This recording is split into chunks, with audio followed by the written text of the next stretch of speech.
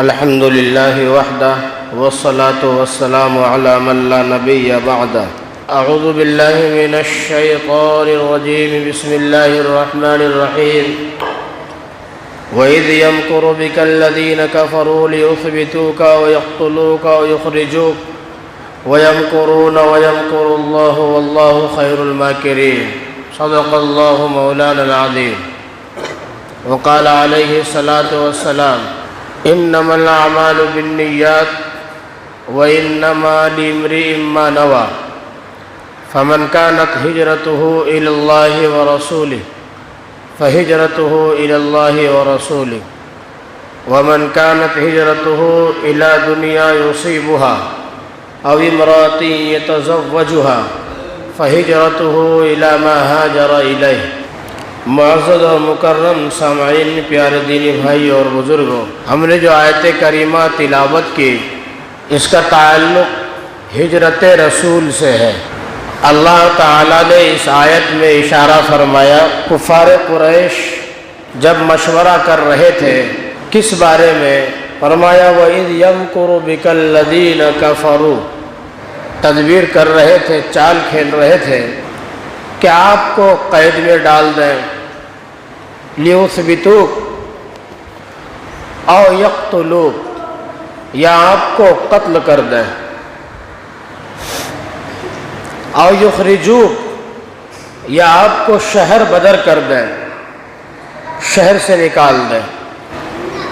فرمایا وَيَمْكُرُونَ وَيَمْكُرُ اللَّهُ، وہ ادھر سازش کر رہے تھے، ادھر اللہ تعالی اپنی تدبیر کر رہے تھے، اور فرمایا واللہ خیر الماکرین، اللہ تعالی سب سے بہترین تدبیر کرنے والا ہے۔ آپ نے شروع سے سنا کہ اللہ رب العزت نے نبی پاک صلی اللہ علیہ وسلم کی زندگی کو کس طریقے سے ہمیں اور آپ کو سمجھایا۔ نبی کو اللہ نے کامل و مکمل بنایا تھا، اور بہت ساری مشقتیں، مصیبتیں، پریشانیاں، اللہ کے راستے میں تکلیفیں نبی نے اٹھائی ہیں، برداشت کی ہیں، صرف اس دین کی خاطر تمام قربانیاں جھیلی، برداشت کیا، کوئی سمجھوتا نہیں کیا۔ پیدا ہوئے والد کا سایہ سر پہ نہیں تھا، چند سال کے بعد امی جان کا بھی انتقال ہوا، دادا کی پرورش میں آئے، چند سال کے بعد وہ بھی اس دنیا سے چلے گئے، چاچا نے پرورش کی، ابو طالب نے۔ اس کے بعد حضرت خدیجہ رضی اللہ عنہا سے نکاح ہوا، مالی طور پر معاونت ملی، سہارا ملا، اللہ کے راستے میں حضرت خدیجہ نے مال کو قربان کر دیا۔ لیکن چچا جان ابو طالب اور حضرت خدیجہ دونوں نے ایک ہی سال میں 10 دن کے فاصلے پر دونوں کا سایہ سر سے اٹھ گیا، دونوں نے ساتھ چھوڑ دیا۔ حضرت خدیجہ بھی اور ابو طالب دونوں نبی کریم صلی اللہ علیہ وسلم جب 50 سال کے تھے، اس وقت سن 10 نبوی دونوں کا انتقال ہو گیا۔ اب آپ تنے تنہا بچ گئے۔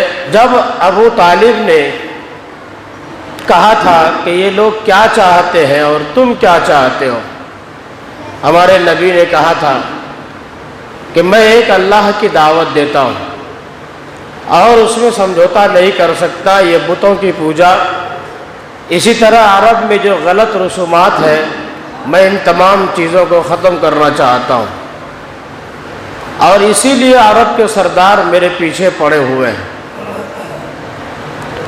ابو طالب نے کہا کہ اس دعوت کو روک سکتے ہو، چھوڑ سکتے ہو؟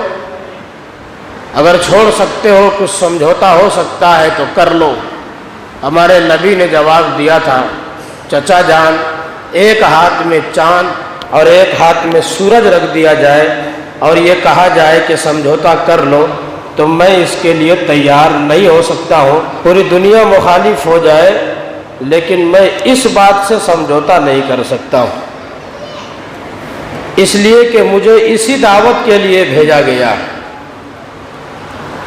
تو اس سے سمجھوتا نہیں ہوا۔ بہرحال دو دور آپ کا آتا ہے۔ میں نے اس سے پہلے 2 ہفتے کے اندر نبی کے حسن اخلاق، سیرت، کریکٹر، آپ کے صفتوں کو بیان کیا، خوبیوں کو بیان کیا، لیکن ان دونوں زندگی کے بارے میں کس قدر مصائب اور مشکلات کا سامنا تھا، کیسے آپ نے مکہ کو چھوڑا اور مدینہ تشریف لے گئے، یہ دور رہ گیا، جس کے لیے مختصر وقت میں میں اس مضمون کو لے کر کے بیٹھا ہوں۔ آپ صلی اللہ علیہ وسلم 40 سال میں نبی بنائے گئے، سبھی جانتے ہیں۔ 13 سال تک مکے ہی میں رہے نبی بننے کے بعد۔ 40 اور 13 کتنے ہو گئے؟ 53۔ اور پھر 10 سال آپ مدینے میں رہے، 63۔ یہی آپ کی پوری زندگی کا خلاصہ ہے۔ 40 سال کے بعد 23 سال کا جو دور ہے، یہی آپ کا مین دور ہے، یہی اصل دور ہے، اور اسی میں آپ نے سارے کام کیے۔ جب تک آپ نبی نہیں بنے تھے، جب تک آپ نے ایک خدا کی دعوت کا اعلان نہیں کیا تھا، پورا مکہ، قریش، سارے کے سارے لوگ آپ کے سپورٹر تھے، آپ کو صادق کہتے، سچا کہتے، امانت دار کہتے، وفادار کہتے۔ آپ سے بڑا کوئی امانت دار عرب میں نہیں تھا، یہ ان لوگوں کا کہنا تھا۔ لیکن جو ہی آپ پر قرآن نازل ہونا شروع ہوا اور آپ نے نبوت کا اور توحید کا اعلان کیا، ایک اللہ کی طرف لوگوں کو بلایا، فاران کی چوٹیوں پر چڑھ کر کہا، اے لوگوں، اگر میں کہوں کہ اس پہاڑی کے دامن میں دشمن چھپا ہوا ہے تو مان جاؤ گے؟ لوگوں نے کہا ضرور۔ لوگوں کو جمع کیا اور دین کی دعوت دے دی، توحید کی دعوت دے دی، ایک اللہ کی دعوت دی، اور کہا کہو لا الہ الا اللہ، ان بتوں کی پوجا کو چھوڑ دو، تم کامیاب ہو جاؤ گے، ورنہ آگ میں تمہیں جلایا جائے گا اور آخرت میں تمہیں نقصان اٹھانا پڑے گا۔ یہی مین دعوت تھی جس سے لوگوں کو اعتراض ہو گیا۔ عرب مخالف ہوا، خاندان مخالف ہوا، آپ کا گھرانہ مخالف ہوا، چچا مخالف ہوا، آپ کے سماج کے لوگ آپ کے پیچھے پڑ گئے اور اس دعوت کو چھوڑنے کی ضد کرنے لگے۔ لیکن نبی نے کبھی سمجھوتا نہیں کیا، دن بدن حق کی دعوت پھیلاتے رہے اور یہ روشنی پھیلتی چلی گئی۔ بالکل جافشانی کے ساتھ نبی نے اس دعوت کو عام کر دیا، کسی کی پرواہ نہیں کی، کیا دوست کیا دشمن، جنہوں نے اس دعوت پر لبیک کہا آپ نے اس کو گلے لگا لیا، ہمدردی، نرمی، محبت اور شفقت کے ساتھ سمجھایا۔ لیکن جنہوں نے نبی کے ساتھ سمجھوتا کرنا شروع کیا، کفاروں نے یہاں تک کہا کہ 1 مہینے ہم تمہارے خدا کی عبادت کر لیں گے اور 1 مہینے تم میرے بتوں کے پاس آ جاؤ۔ نبی نے ذرہ برابر اس طرح کے کسی بات پر سمجھوتا نہیں کیا، کہا اللہ ایک ہے، عبادت اس روئے زمین پر صرف اسی کی ہوگی، جو ایک اللہ کو نہیں مانے گا اور صرف اس کے سامنے سر نہیں جھکائے گا، وہ کامیاب نہیں ہو سکتا۔ اس دعوت کو جنہوں نے مانا، نبی کے سچے جانثار کہلائے، نبی کے صحابہ کہلائے۔ بوڑھوں میں سے ابوبکر صدیق نے پہلے مانا، بچوں میں حضرت علی نے پہلے مانا، عورتوں میں حضرت خدیجہ نے ایمان لایا، اسی طرح یک بعد دیگرے ایمان لاتے رہے۔ کفار و مشرقین دن بدن اس چراغ کو بجھانا چاہ رہے تھے، اس دعوت کو روکنا چاہ رہے تھے، نبی کو پریشان کر دیا گیا۔ جو بھی مسلمان ہوتا ان کے پیچھے یہ ہاتھ دھو کر پڑ جاتے۔ ایسی تکلیف ہے کہ جو ایک انسان تو کیا، ایک پتھر بھی برداشت نہیں کر سکتا، لیکن وہ نبی کے رنگ میں رنگے ہوئے تھے، وہ برداشت کر جاتے تھے۔ بہرحال اذیتوں اور تکلیفوں کا ایک دردناک باب تھا۔ الغرض وہ دن بھی آیا کہ مسلمانوں سے سلام کلام لین دین بند کر دیا گیا، شعب ابی طالب گھاٹی میں بند کر دیا گیا، مسلمان پتے اور چھال چبا کر کے گزارا کرنے لگے، کانٹے دار درخت سے کانٹے توڑتے، پتے توڑتے اور ان کو کسی طرح پانی میں پھلا کر کے چبا چبا کر کھاتے۔ درختوں کے پتے ختم ہو گئے، درختوں کے چھال ختم ہو گئے، راستے میں گرا پڑا چمڑا اٹھا کر اس کو صاف کر کے جلا کر کسی طریقے سے گزارا کر لیا کرتے تھے۔ بچے بھوک سے بلکتے تھے، روتے اور تڑپتے تھے۔ روایتوں میں لکھا کہ بچوں کے بلکتی آواز اور رونے اور کراہنے کی آواز کو سن کر اگر پتھر کو بھی دل ہوتا تو یقیناً وہ بھی پھٹ جاتا، لیکن کفار اور مشرکین کا دل ایک لمحے کے لیے بھی پسیجتا نہیں تھا۔ پورے 3 سال کے بعد یہ مقاطعہ، یہ ناکہ بندی بند ہوئی۔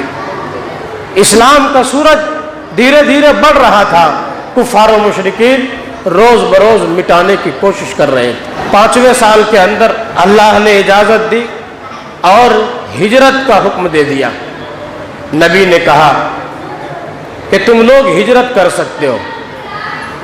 چنانچہ 100 کے قریب مسلمان جس میں مرد عورتیں سبھی ہیں حبشہ کی طرف ہجرت کر گئے۔ کہ کفار و مشرکین ان کو جب یہ دیکھا، انہوں نے دیکھا کہ یہ تو آرام سے وہاں رہیں گے، یہ چین سے بیٹھنے نہیں لگے، اپنے لوگوں کو وہاں بھی بھیج دیا اور وہاں کے بادشاہ کو ورغلایا، بہکایا کہ کچھ لوگ ہمارے مکہ سے بددین ہو کر کے آپ کے ملک میں آ گئے ہیں اور یہاں آ کر کے وہ آپ کی حکومت اور آپ کو بھی بددین کرنا چاہتے ہیں، چنانچہ ان کو واپس کر دیا جائے۔ وہ چھوٹا سا دستہ، ایک چھوٹا سا قافلہ، 100 کے قریب مسلمان جو آرام سے سکون سے رہنے کے لیے آئے تھے، یہاں بھی ان کو سکون سے رہنے نہیں دیا جانے لگا۔ بہرحال وہاں کا بادشاہ عیسائی تھا، نصرانی تھا، اس کے باوجود وہ حق کو سمجھتا تھا۔ انہوں نے ان کو بلوایا اور کہا کہ تمہارا کیا مسئلہ ہے؟ کہا میں نے کسی کو قتل نہیں کیا، میں نے کسی کا خون نہیں بہایا، میں کسی کا غلام نہیں ہوں، ہم لوگ کوئی لوٹ مار اور ڈاکہ زنی کر کے نہیں آئے ہیں، ہم تو ان کے ظلم ستم سے پریشان ہو کر مکہ کو چھوڑ کر آپ کے ملک میں پناہ لینے کے لیے آئے ہیں، سکون سے رہنے کے لیے آئے ہیں۔ کہا تم کیا کہتے ہو جو یہ لوگ تم کو تکلیف دے رہے ہیں؟ تمہاری دعوت کیا ہے اور تمہارا عمل کیا ہے؟ کیوں یہ لوگ تکلیف دینے پر آمادہ ہیں؟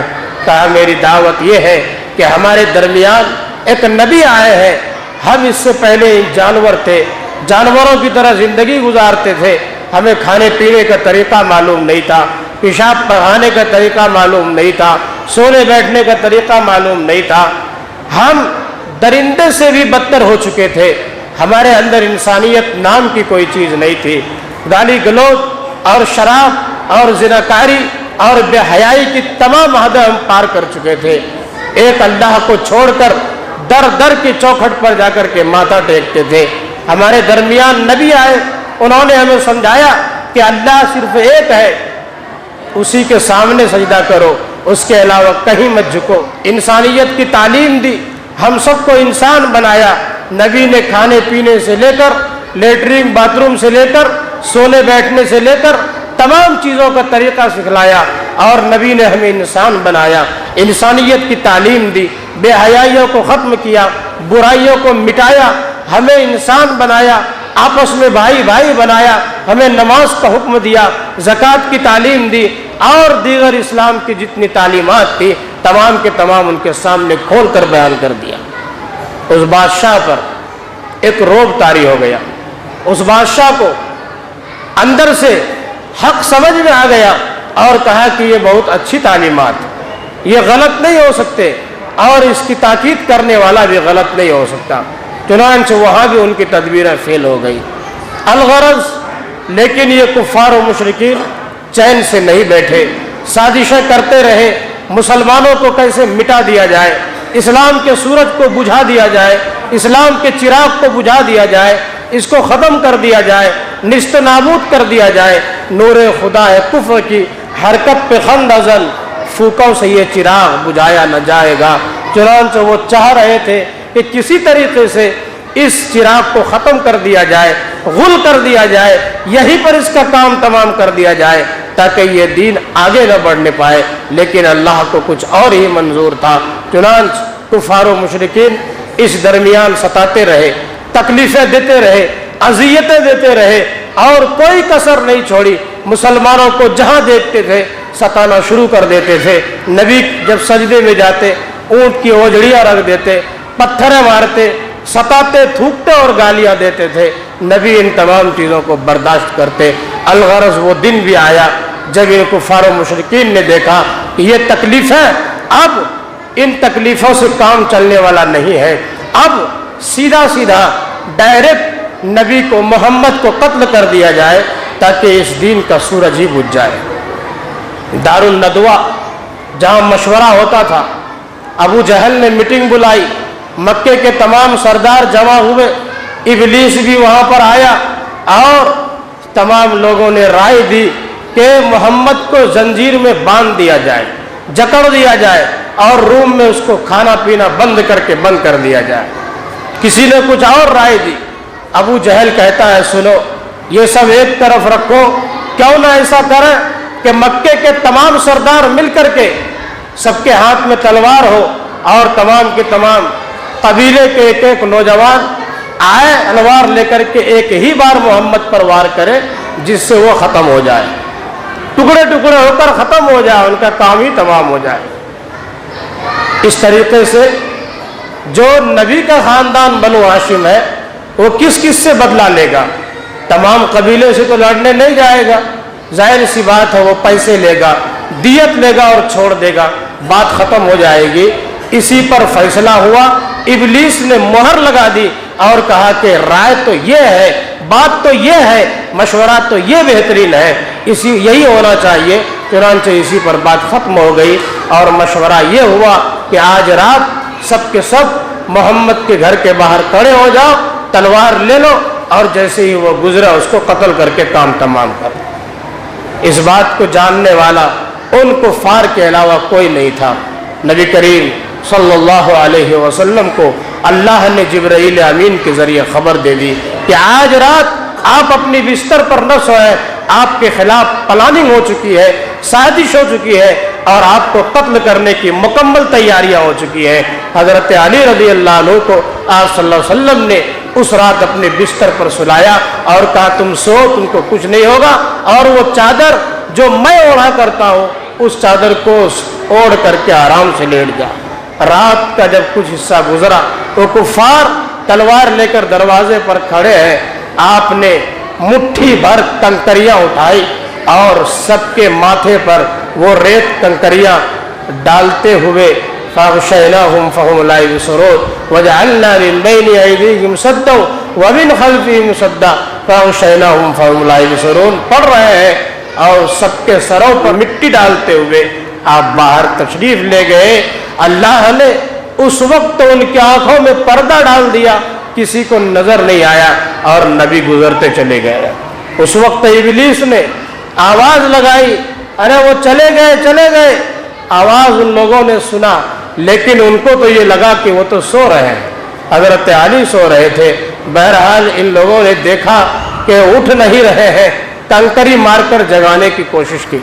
हजरत अली उफ उफ कर रहे हैं लेकिन चादर खोलकर नहीं देख रहे हैं। चुनांच जब सुबह हो गई और हजरत अली बेदार हुए तो इन लोगों ने देखा कि ये तो मोहम्मद नहीं है, ये तो अली है। तारे कहाँ गए वो मोहम्मद? का पता नहीं कहाँ गए। उनके गिरफ्तार करके हरम में लाया गया, कुछ देर तक कैद कर दिया गया कि बताओ कहाँ है। कहा हमें मालूम नहीं कहाँ गए। उससे पहले ही जब अल्लाह ताला ने हिजरत का हुक्म दिया, हिजरत की इजाज़त दी, हज़रत अबू बकर से मशवरा हो गया था। दोपहर का वक्त है, नबी अबू बकर के मकान पर तशरीफ़ ले गए। ऐ अबू बकर, हिजरत की इजाज़त मिल गई, अब इन कुफ़ार और मुशरिकीन के जुल्म व सितम से हम निजात पाएंगे। ہم اس جگہ کو چھوڑ کر چلے جائیں گے۔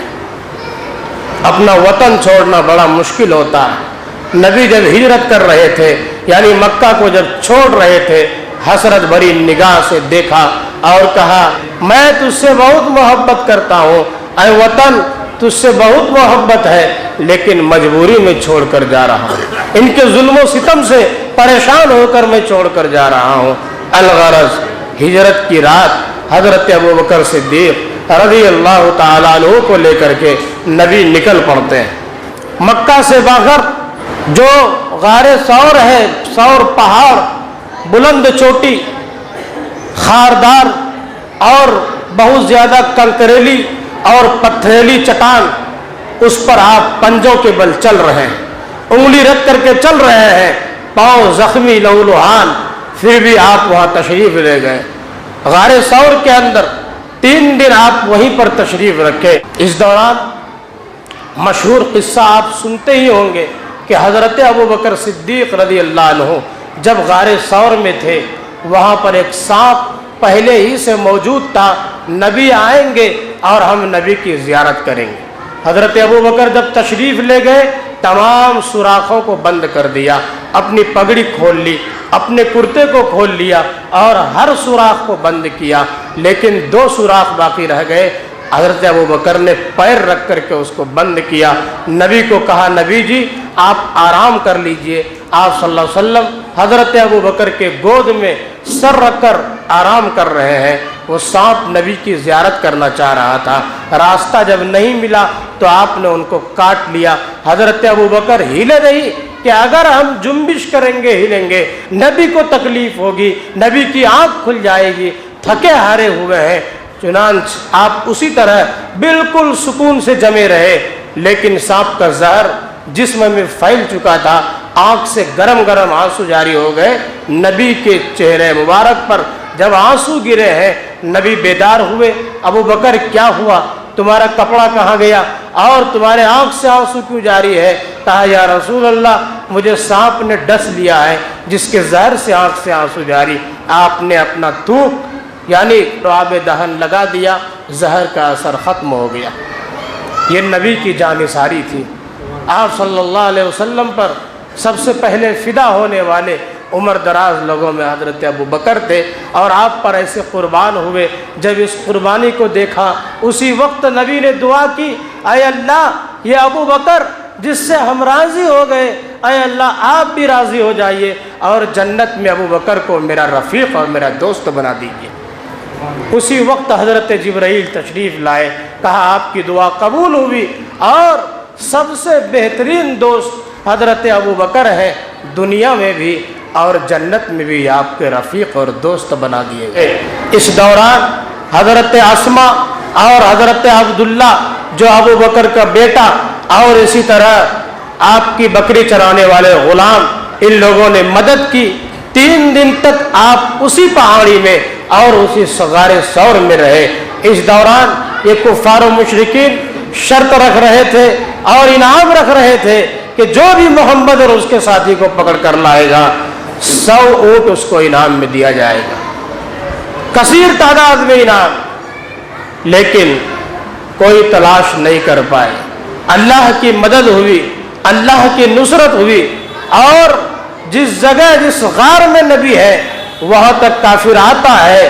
حضرت ابوبکر پاؤں کو دیکھ رہے ہیں، گھبرا بھی رہے ہیں۔ آپ صلی اللہ علیہ وسلم نے جب ان کی گھبراہٹ کو دیکھا، کہا ابوبکر گھبراؤ نہیں، ان اللہ معنا، اللہ ہمارے ساتھ ہے، یہ ہمارا کچھ نہیں بگاڑ سکتے۔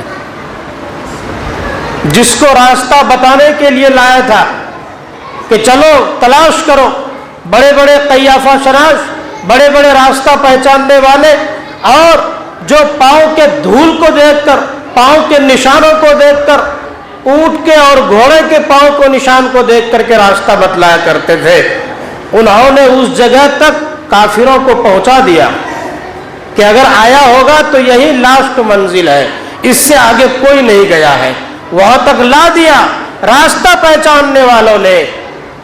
لیکن اللہ کا کرم یہ تھا کہ جس کو لایا تھا، جو کافر تلاش کرنے آیا تھا اور جو کھوجی खोजने वाला, रास्ता बताने वाला लेकर के आया। वो कह रहा है कि यही कहीं होगा, लेकिन वो कह रहा कहाँ हो सकता है, वहां तो कबूतर बैठा है, अंडे दे रहा है, वहां घास फूस और छोटे हरे भरे दरख्त लगे हुए हैं। ये कहा, वो शख्स कहता है कि ये तो मोहम्मद की पैदाइश से पहले का दरख्त लग रहा है, यहाँ कैसे कोई आ सकता है, यहाँ तो कबूतर बैठे हुए हैं, मकड़ी ने जाला तन दिया है, अगर यहाँ कोई आता तो ये सब चीजें नहीं होती। वो वही बैठ के पेशाब भी कर रहा है, हजरत अबू बकर देख भी रहे हैं। अल्लाह ताला ने बचाया। 3 दिन के बाद जब ये बातें कमजोर पड़ गई, नबी की तलाश कमजोर पड़ गई, तब दोनों तशरीफ ले गए मदीने की तरफ। रास्ते में चल रहे हैं, बहुत मजबूत और भरोसामंद आदमी, वो ईमान वाला नहीं है लेकिन मुकम्मल भरोसामंद और मजबूत आदमी। पहले ही बात हो चुकी थी कि हमें नए रास्ते से, साहिली रास्ते से तुम मदीना पहुंचाओगे। चुनांचे नबी ने बुलवाया। हजरत अबू बकर सिद्दीक ने बहुत मेहनत के साथ खिला पिला करके 2 ऊँटनियाँ तैयार की थी। उन ऊँटनियों पर बिठा करके नबी को तशरीफ ले गए। साहिली रास्ते से, नए रास्ते से मदीना की तरफ आगे बढ़ रहे हैं। रास्ते में गए, मस्जिद कुबा की बुनियाद रखी और मुख्तलिफ कबीलों में पहुँचे हैं। कुलसूम बिन कुछ कबीले का नाम आता है, इसी तरह सालिम कबीले का नाम आता है। रास्ते में आपने जुमा भी पढ़ाई, मस्जिद की बुनियाद रखी। मदीने के लोग इंतजार में थे। जब आप सल्लल्लाहु अलैहि वसल्लम पर जुल्म ढाए जा रहे थे, मदीने के लोग हज करने आते, नबी का तज़किरा सुनते, ईमान लाते। पहले साल 6, फिर 12, इसी तरह रोज बरोज तादाद बढ़ती चली गई। मदीने में आपका इस्तकबाल होने लगा। मदीने वालों ने पलकें बिछा दी, नबी हमारे यहाँ तशरीफ ले आइए। चुनांचे आपके इंतज़ार में और आपके इस्तकबाल में मदीने की औरतें, मदीने के बच्चे, मदीने के जवान, मदीने के सरदार रोज सुबह से लेकर के दोपहर के वक्त तक मदीने के बाहर इंतजार करते, टीलों पर चढ़ करके आपको देखते थे। बिल आखिर जब आप नहीं आते, मायूस होकर लौट जाते थे। जिस रोज आप सल्लल्लाहु अलैहि वसल्लम तशरीफ लाए, जब नबी पर निगाह पड़ी तो लोग मचलने लगे, बच्चे मचलने लगे, औरतें खुशियों से मचलने लगी और सबकी जुबान पर एक तराना था, तलअल बद्रु अलैना मिन सनियातिल वदा वजब शुक्र अलैना लिल्लाहि मादा। हमारे यहाँ चांद तुलू हो गया। बद्र यानी 14वीं रात का चांद चमकता हुआ नमूदार हो गया, जाहिर हो गया, और इस पर अल्लाह का जितना शुक्र अदा किया जाए कम है। मदीने के लोगों ने नबी को पलकों पर बिठाया, इस्तकबाल किया। या रसूल अल्लाह, आप हमारे घर में तशरीफ़ लाइए। या रसूल अल्लाह, हमारा मकान आपके लिए खाली है। नबी करीम सल्लल्लाहु अलैहि वसल्लम मदीने में तशरीफ़ लाए। आपने सबसे पहले जिस जगह आपकी ऊँटनी बैठी थी, वो 2 यतीम बच्चे सहल और सुहेल की जगह थी, आपने उस जगह को ख़रीदा और कहा कि यहाँ मस्जिद बनेगी। फिर आपने ऊँटनी को उठाया और ऊँटनी चल पड़ी। आपने रस्सी छोड़ दी, कहा जहाँ ये ऊँटनी बैठ जाए बस वही मेरी क़यामगाह है। नज्जार कबीला जो आपका नानिहाल भी था, वहाँ जाकर के ऊँटनी बैठी। इसके इर्द गिर्द में आवाज़ लगाई, कहा कि आप बताओ करीब में किसका घर है। सब लोग अपने अपने मकान को पेश करने लगे। हज़रत अबू अय्यूब अंसारी रज़ी अल्लाह ताला अन्हु, वो खुशनसीब साहबी हैं जिनके मकान को आपने मुंतखब फरमाया और आपने वहीं क़याम फरमाया। मदीने के अंदर नबी करीम सल्लल्लाहु अलैहि वसल्लम ने मुआख़ात का अमल कराया, एक छोटा सा निज़ाम बनाया, ज़बरदस्त निज़ाम बनाया।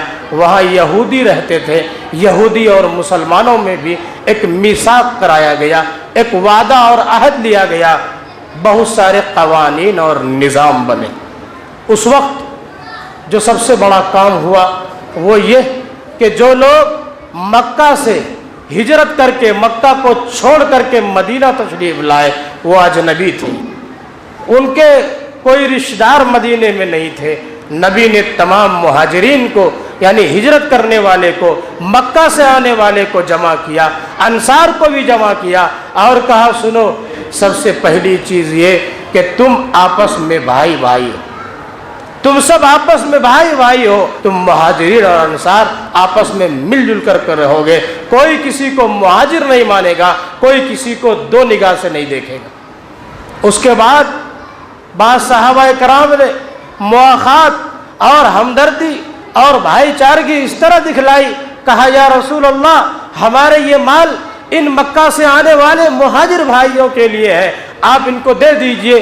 بہت سارے صحابہ کرام وہ تھے، یا رسول اللہ میرے پاس 2 بیویاں ہیں، یہ مہاجر بھائی جو اپنا سب کچھ مکے میں چھوڑ کر آئے ہیں، میں ایک بیوی کو طلاق دیتا ہوں، عدت گزار کر کے ان سے نکاح کرا دیجئے۔ صحابہ کرام نے وہ زبردست جانثاری دکھائی ہے کہ اپنی بیوی کو طلاق دیا، 2 بیویاں تھیں، ایک ان کے حوالے، مال میں آدھا حصہ لگا کر کے اپنے مہاجر بھائی کے حوالے، اور اس طریقے سے ہمدردی دکھائی، بھائی چارگی کی وہ اعلیٰ مثال اور وہ اعلیٰ نمونہ قائم کیا کہ اس سے پہلے دنیا نے ایسی بھائی چارگی نہیں دیکھی تھی، دنیا میں کوئی ایسی مثال موجود نہیں تھی جو نبی نے وہاں مثال قائم کی تھی۔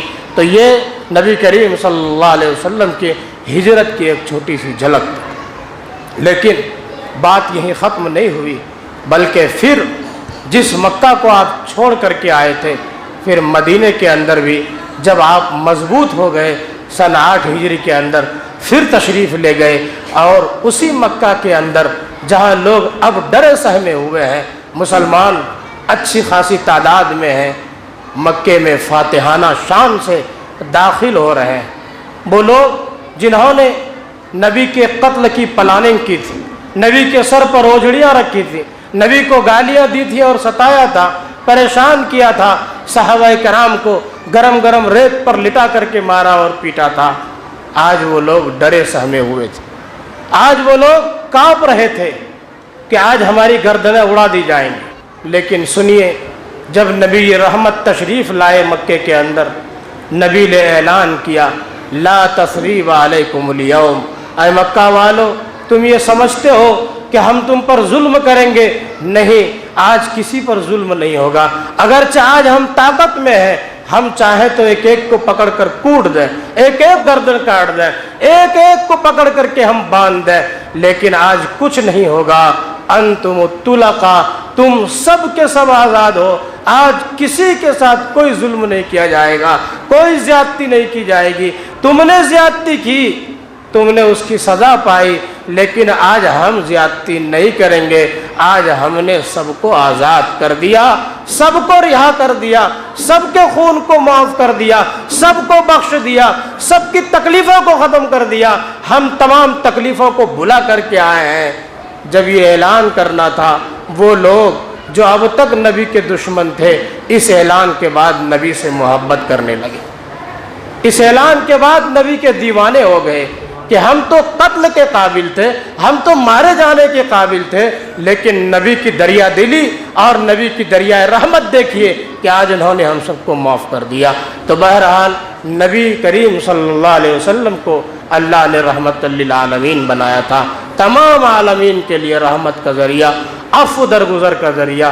ہم اور آپ بھی نبی کے غلام ہیں، ہمیں اور آپ کو بھی چاہیے کہ نبی کے اس صفت کو اپنائیں، ایک دوسرے کو معاف کیا کریں، اور ربیع الاول کا یہ مبارک مہینہ ہے، نبی کی سیرت کو پڑھا کریں، نبی پر درود بھیجا کریں، اور نبی کی تعلیمات پر عمل کرنے کی کوشش کیا کریں۔ اللہ تعالی ہمیں اور آپ کو کہنے سننے سے زیادہ عمل کی توفیق عطا فرمائے۔ وآخر دعوانا ان الحمد للہ رب العالمین۔ سنت پڑھنا۔